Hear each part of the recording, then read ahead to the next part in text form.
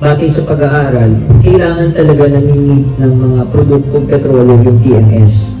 And then with the right additives as mentioned by our partners kanina, mas mahaba talaga yung tatakbo yung sasakyan.